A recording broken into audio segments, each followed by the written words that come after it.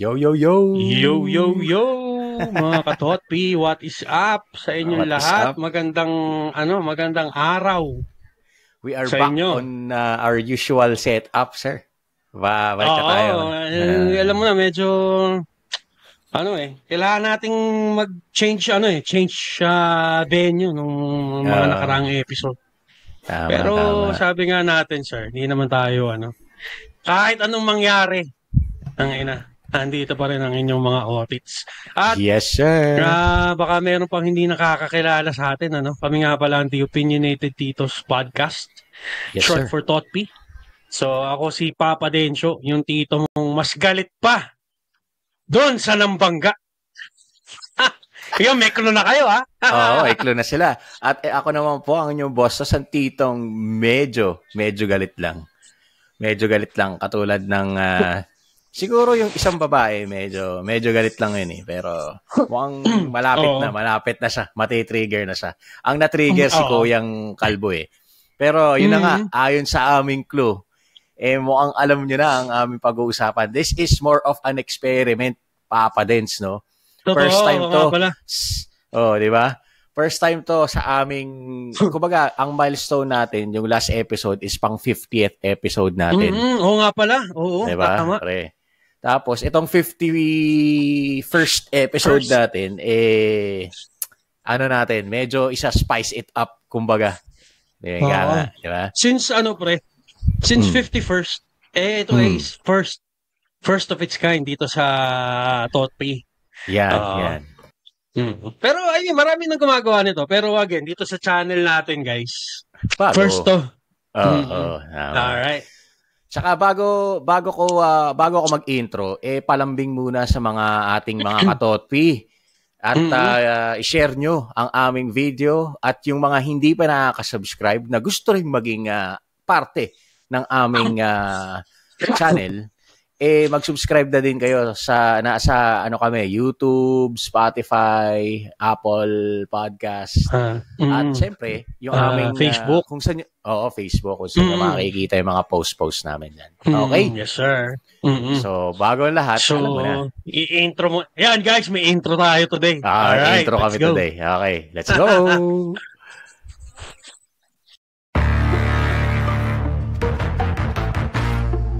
It complicates things more. Shots fired na naman ng mga tatamaan dyan. Depressed daw siya, Tapos pre, nagawa pang umiyak sa camera ang walang hiya. Masasabi ko dyan, paki kayong lahat. Let's get ready to rumble!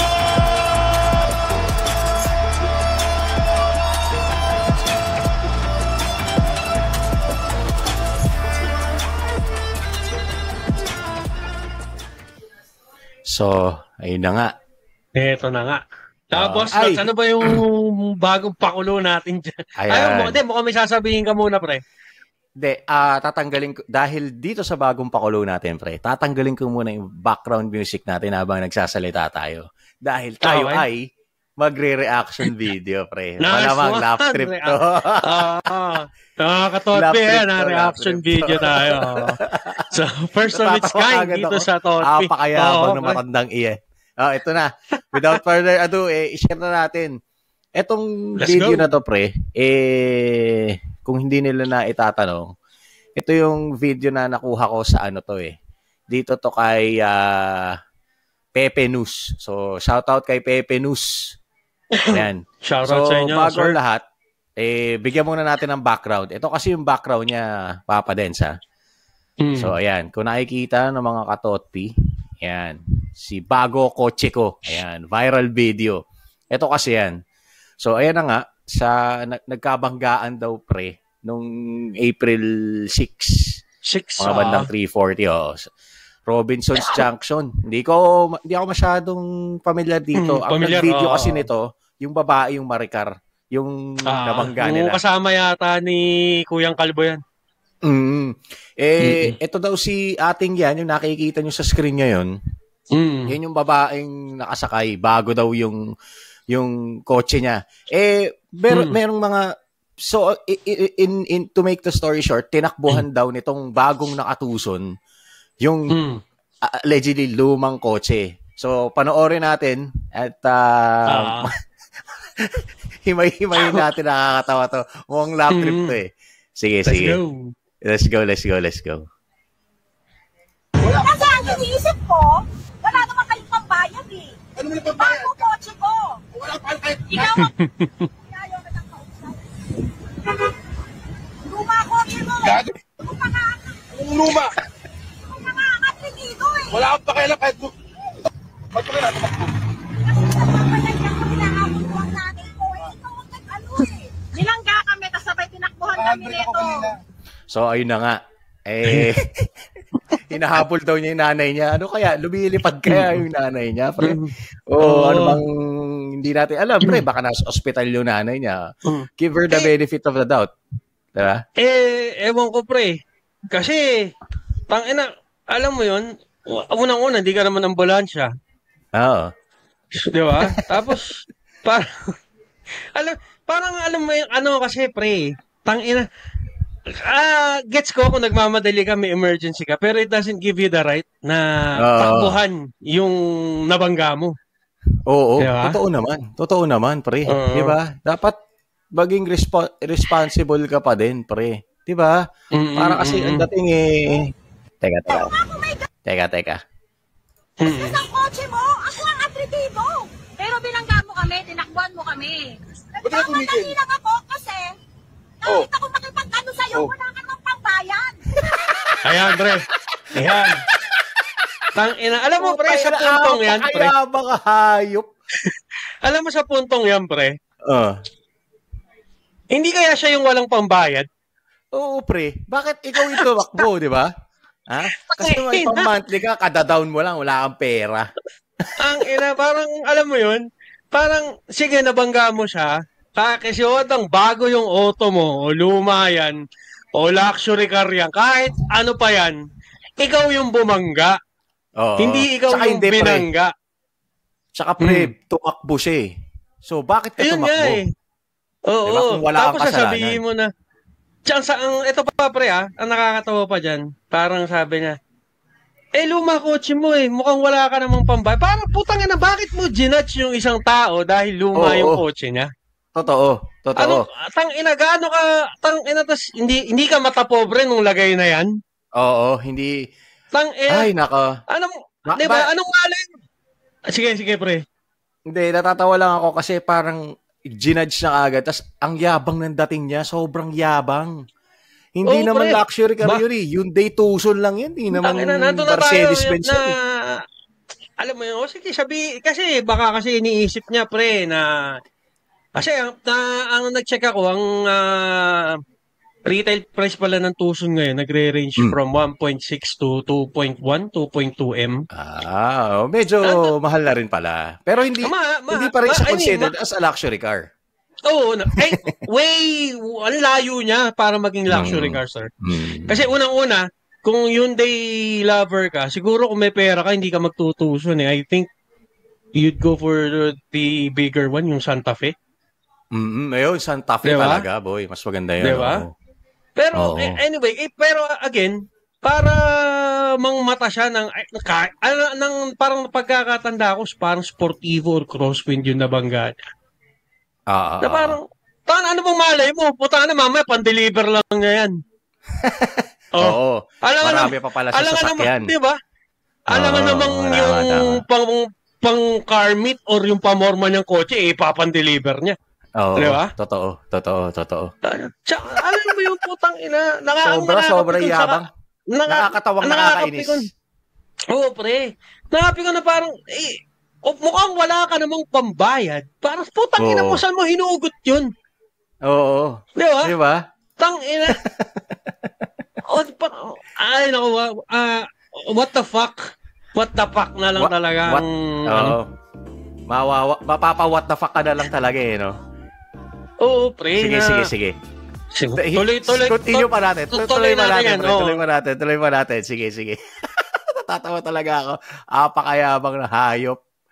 Sige, tuloy natin. Ito mo na pambayad. Tato ka ba? Alam mo Yabang mo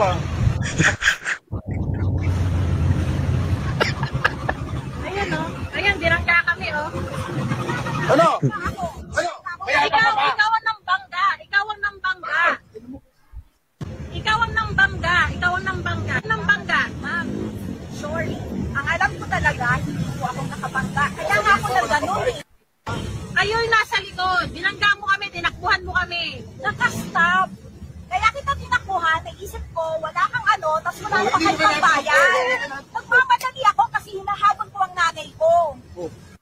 Ayun. So, alam mo, hindi rin natin alam, baka hinahabol niya yung nanay niya, baka yung sa ospital o pero siguro dapat sinabi niya lang, pre, na sorry, nagmamadali ako, here's my insurance information, here's my identification, tsaka na tayo mag-usap. Di ba? Tapos, kung nagmamadali ka talaga, di ba? Okay, I'm sorry, sige, I believe hindi ako yung nakabangga, pero sige, mamaya na natin pag-usapan niya, nasa ospital yung nanay ko, kailangan ko siyang putahan sa ospital. Tapos, di ba, pre? Hindi, pre. Totoo. Sinisingit siya pa, paulit-ulit yung sinisingit na wala naman kayong pambayad, di ba? Ito pa, pre, isang ko dyan. Isang parang it could have been handled this way. Yung sinasabi niya kasi, pre, hindi naman daw na gas-gas yung sasakyan or what. Tangina, kung talagang hindi mo nagasgas or walang gasgas, putang manong huminto ka, tignan mo, i-assess mo. Tapos kung talagang nabangga mo or kiniklaim na nabangga, puta, humingi kang pasensya. Sir, pasensya na po, mamadali kasi ako Pero mukhang wala naman kayong tama, sir, baka pwedeng pag-usapan na lang natin yan. Para na tayo, we're on our merry way na. Parang ganun kasimple, pre. Oo, ganun talaga dapat.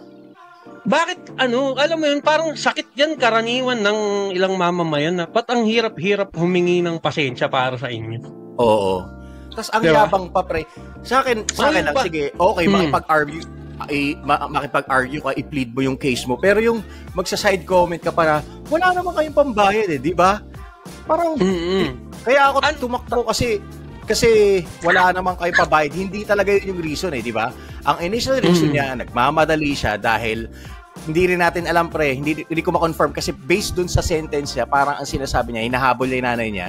It could be may sakit yung nanay niya, nasa ospital, kailangan niya support, kailangan sa emergency, whatever. Nag-iintay, mainit, ganyan, pwedeng ganun. Whatever it is.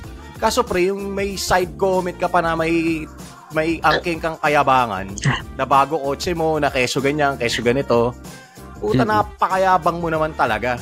Di ba? Tapos, syempre, na-post sa internet, malamang nagre-react pa mga kamag-anak or whatever. Putya. Tangina na ba? Gusto ko na magbure kasi, alam mo yun, kitang-kita naman na sobrang yabang. Di ba? Sobrang yabang. Tapos, ano sa tingin nyo? Yung mga, lalo na yung mga mapanghusgang lipunan na internet, sa tingin nyo ba, hindi magre-react yun? Kami ng normal lang Pucha, laugh trip nakakainis nakakatawa na nakakainis. Kasi napakayabang niya. Yun lang po ang sabi. At saka pre, ito, medyo nag-check ako dito nag-google ako, Kasi sinasabi niya na brand new auto niya at yun nga, nagpa-price range ng 1.6 to 2.2 M. Nag-check naman ako ng parang sportibo kasi yung sasakyan nung binangga niya Nag-check ako, parang sportibo. Hindi naman pala, well, again, may edad na yung sasakyan ni Kuya. Pero again, doon tayo sa brand new to brand new price nung panahon na yun. Nasa 1.3 M. Pataas din ang presyo ng sportibo.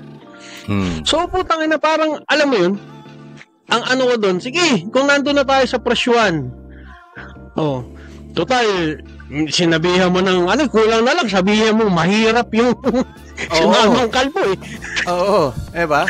Diba? Alam mo yun, nakabili siya ng sasakyan. That's kasi kahit anong sasakyan pa yan. Segunda mano. Segunda mano, brand new. Pero again, segunda mano man yan, during its heydays na bago yan, mahal din yan. Oo. Kaya hindi mo pwedeng idahilan na puta na mahal auto mo, bago auto mo. Hindi mo pwedeng idahilan yun eh. Yung at saka, wala daw pambayad, mukhang walang pambayad pa daw. Sasabihin mo walang pambayad na parang anong bang katangian ng anong bang katangian ng hinahanap mo, te? Para masabi mo may pambayad yung tao. Oo. Saka sa kanya na rin ang galing mismo na nagmamadali siya. So most probably, siya nga reckless. Ang nakadali. Tsaka reckless siya magmaneho. Oo. Malamang. Yun pa. Malamang. Diba? Obviously, siya na mismo nagsabi, nagmamadali siya. So malamang, sino bang likely mabangga? Yung normal lang na nagko-cruising along? Or yung nagmamadali? Di ba? Ay, nakuha talaga naman. Kaya saka ito pa. Parang medyo nabash kasi si ate online. Well, mababash siya talaga. Mababash talaga siya. Ang yabang-yabang mo, hulugan naman siya sakyan mo, ganyan. Para sa akin mga ka-Totpi, hindi naman porke hulugan or cash binili. Hindi din basihan yun eh. Kasi tangina, yung mga mayayaman na yan, puta maraming loans yan, nangungutang din yan. So hindi mo pwedeng gawing basihan ng yaman niya sa buhay kung hulugan o ano yung sasakyan niya. So doon naman sa part na yon, parang medyo hindi ako sang-ayon sa mga reaction. Na parang ginawa mo na lang din kay ate yung ginagawa niya kay kuya. Oo. Diba? Totoo. Parang ganun. So, ang lang daw yung mga ka-Totpi, again, hindi basihan niya na Tsaka, sabihin na natin na yun lang kakayahan niya. Hindi parang basihan niyo para sabihan mo siya na tangina, yun nga, may pambayad ng hulugan eh. Yung ibang nambabash, putang ina, mukhang ni motor, wala eh. Oo. Di ba ginagawa ko na rin yung ginagawa ni ate? Ganun lang yun, ka-Totpi. Ganun lang yun, di ba? Na-gets nyo sana yung tangina, pag pumatol ka na, ganun din yung way mo ng pagpatol sa kanya. Hindi ka nalalayo sa kanya, di ba? Kasi pero, dapat ang pinupunto kasi natin dito, pre, yung kayabangan niya na yung ability ba to pay. Huwag mo laitin yung kapwa mo. Saka hindi parang based dun sa sa video, parang siya pa yung siya pa yung tumakbo, siya na yung nakabangga. Diba? Hindi siya nag-take accountability at yun nga yung sinabi ko earlier na, di ba, kailangan narinig mo ba ako, pre? Parang hindi yun. Anyway, yun nga, na parang take accountability na, sige, dahil emergency ako, sige, although again, maybe, yun na nga yun, I don't agree, pero let's settle it in a civil manner. Na ito yung insurance information ko, ito yung ID ko, tsaka tayo mag-usap, emergency lang talaga yung nanay ko. Tapos, ang usapan, di ba, pre? Basic na basic, pre. Basic, or yun nga, sabi ko, humingi ka ng pasensya. Oo. Di ba? Kasi, kung kiniklaim niya, kung talagang totoo na walang tama, putang ina, wala, ikikibit balikat na lang yun nung nabangga mo. Humingi ka na ng pasensya, nagpakumbaba ka. Tapos na usapan. Diba? At saka meron pa siyang binabanggit doon na pre, porque daw bago yung auto niya, siya daw yung agrabyado doon sa sitwasyon. Oo, parang siya pa yung lugi doon sa sitwasyon na yun. Parang, paano ka nalugi? Putang na kasalanan mo yun eh. Anong kinalugi mo?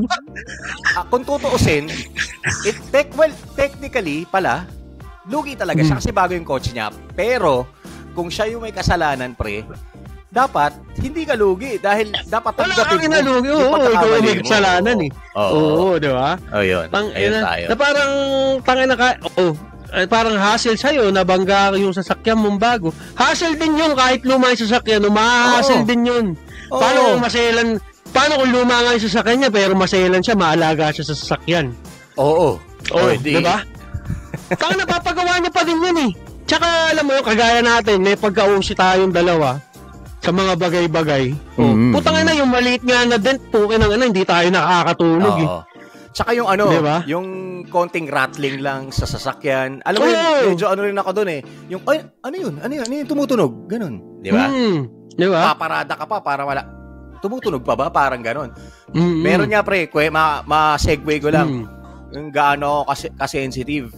Ewan ko kung nakadaan ka na sa hindi siguro pre, pauwi na ng pauwi na ng QC to Ewan ko kung nagsa-skyway ka tapos lalabas ka ng Quezon Ave. Ewan ko, nadaanan mo na yung Skyway Park nadaan ako doon, pre. Yung pre, napapansin mo yung tinanggal nila na white paint, na rubberized paint ba yun? Yung kinayod nila, syempre nawala na yung paint na yun. Kapag dumadaan yung gulo mo, ganon. Ewan ko na naranasan mo na yun. Nung first time ko dumaan doon, sabi ko, ano yun? Teka, ano ba to? Di ba? Kasi nga, kakaiba siya, kakaibang tunog. Akala ko, matatanggal na yung gulong namin o whatever. Yung pala, pre, kada sumasaya doon sa part na in-scrape nila na linya, na pintura, tumutunog-tunog. Kaya na-alerto ako, di ba? Yung mga ganun mga simpleng bagay. Anyway, ayun na nga, ang punto namin kasi dito, kung may sasakyan ka, dapat maging accountable ka. Regardless kung nabangga o kung ano man, di ba? Dapat maging responsible ka whether you believe na ikaw yung nakabangga o ikaw yung binangga. At kung emergency nga yun, pag-usapan nyo ng maigi, hindi yung magyayabang ka pa. Yun yun siguro yung nakapag-trigger sa mga netizens natin, sa mga katotpi natin is the way that she handled the situation, di ba? Ayun lang. Totoo yun, ganun na parang. Tsaka kasi kung ganun man na kasi feeling ko aware siya Kasi the fact na sinabi niya, hindi, tinignan ko wala ka naman tama The fact na aware ka, huminto ka, bumaba ka, tignan mo yung sasakyan niya, tignan mo rin yung sasakyan mo. Diba? Assess sabi mo nga kanina, assess the situation. Totoo. Tsaka, kagaya nung sinasabi mo, agrabyado ka bago yung sasakyan mo. Ikaw bago yung sasakyan mo, nakabangga ka, hindi mo bababain, hindi mo titignan. Oo. Diba? Tangina, pre. Nandun tayo sa emergency, pero tangina. Nako puta, ewan ko, siguro 99% of the time, lalo na pag bago auto mo, bababa ka. Puta na, ako nga nakabangga lang ng karton Kasing cardboard na karton, puta, binaba ko Oo, hindi mo alam Hindi mo alam, baka may nasira. Kasi ang dito, mga katotpi, tuwari, nabangga, or pwedeng, ang mangyari kasi dyan, pwedeng bumaba yung bumper mo, pwedeng baka natanggal yung plate number mo. Kailangan mong tignan yung mga yun. Kasi it may cause na, kunwari, yung bumper mo, bumaba. It may cause na pwedeng malaglag ng tuluyan yun. Mas hassle yun, di ba? Or tama. Kung natanggal yung plaka mo, tangina, natsyempohan ka ng buhaya. O para ka ngayon, nasang plate number mo, nasang plaka mo. Saka hindi, hassle yun, pre. Kasi papagawa ka pa ng lost plate. Oo, di ba? Ang tagal pa naman ng plaka ngayon. Oo, di ba? Yung mga ganun ba na parang kung talagang ikaw nag-iisip ka at kumbaga may alam ka talaga sa kalsada, sa sasakyan, titignan mo yun Titignan mo yun. Putang ina, I doubt na 99%. The mere fact na bago. Tingnan mo naman, pre. Kita nyo naman mga katotpi sa video. May plastic pa, di ba? Kitang-kita Pero naka-plastic. Pero unbelievable doon yung kayabangan niya. Grabe. Paano kang hindi mababash? Yung ugali mo. Alam mo yun, yung facial reaction mo. Alam mo yung halatang mata pobre ka no? Oo. Tsaka ito pa, meron pa siya nakikitang dyan, pre. Baka akala niya, masisindak niya si kuya. Pwede rin doon. Kasi di ba yung ibang mga nakakabangga, mas galit pa doon sa binangga. Pwede ganun din. Kailangan, pre, unahan daw yan, unahan. Kung unahan ng matakot, yun ang aatras. Talo, di ba? Kaso nga lang, talagang may pinaglalaban din si Kuyang Kalbo. Tapos, kumbaga, nabuisit niya palalo dahil sa kayabangan niya. Di ba? Tangina. Ba? Tangina, kumupa lang po. Pre, napamura si Kuya. Napamura si Kuya. Diba, isa nakakatawa. Hindi ko alam kung ito ba yung kasama niya sa sasakyan na kunwari hindi siya nag-video. Video. Parang may nakita akong post. Hindi ko alam kung siya yun correct me. Pero ang sabi doon sa post, mabait po yung nanay ko. Parang ganun yung gist. Mabait po yung nanay ko.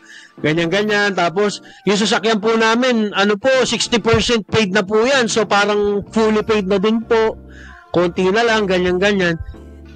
Tangina, kahit pa 80%, kahit 90% nyo pa binayaran yan, the fact na hindi nyo kinash, hulugan ka pa rin. Parang I think, hindi...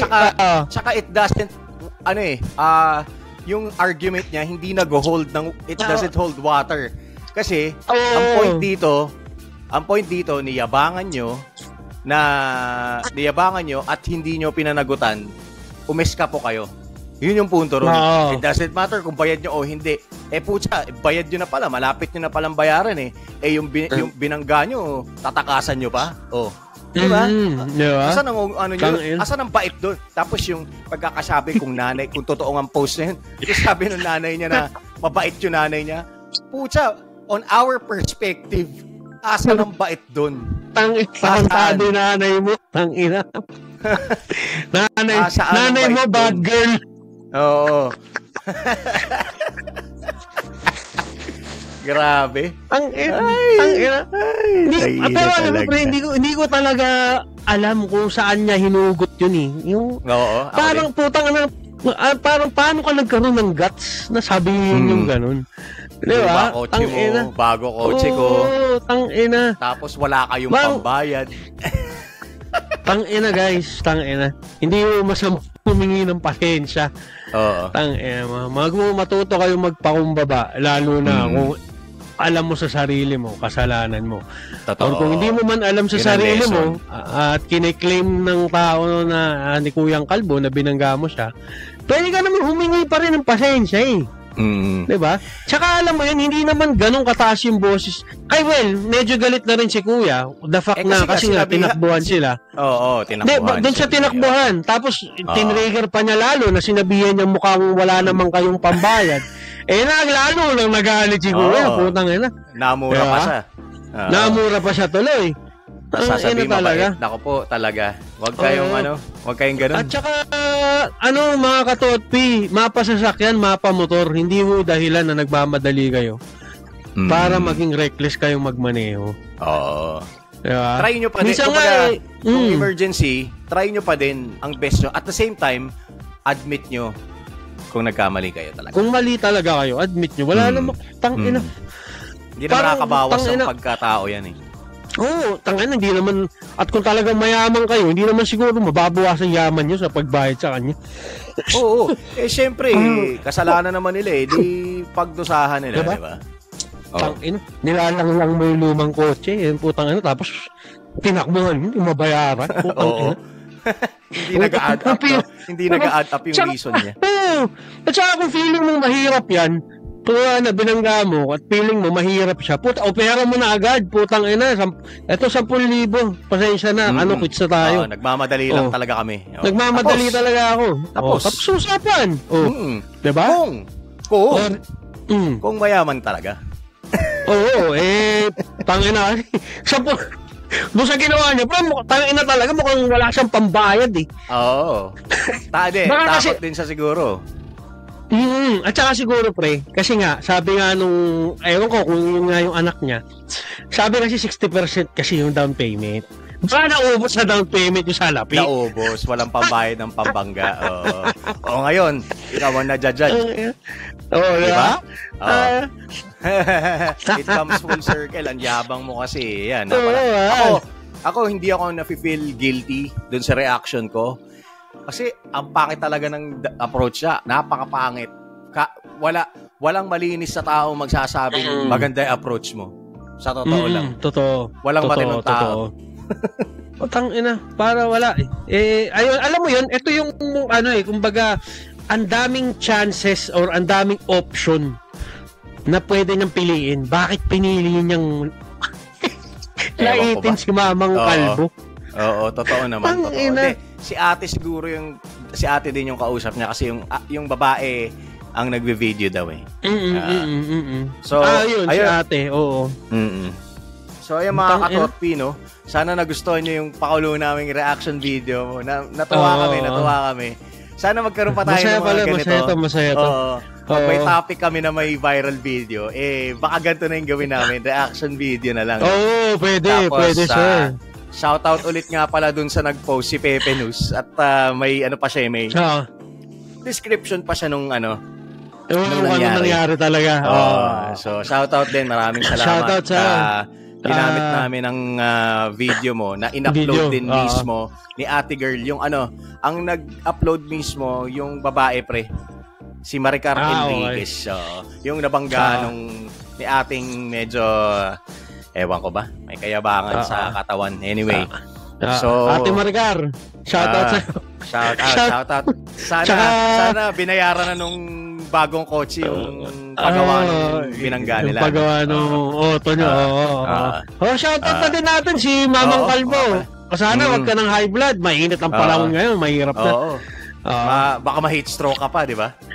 Oo. Ayun na. Pero ayun nga, siguro sa time na yun nakakainit talaga ang ulo, pero feeling ko naman okay ka na ngayon. Shoutout sa'yo. Sana. Shout ka ng ma-high blood ng ganun ulit sana. At shoutout nga din pala sa mga loyal nating mga listeners na nag-aabang ng ating mga episode. Maraming. Kaya nagawa namin yung episode 50 na kahit nasa ibang hindi kami nasa original location namin ginawa pa rin namin para sa inyo mga katotpi kasi alam namin inaabangan nyo.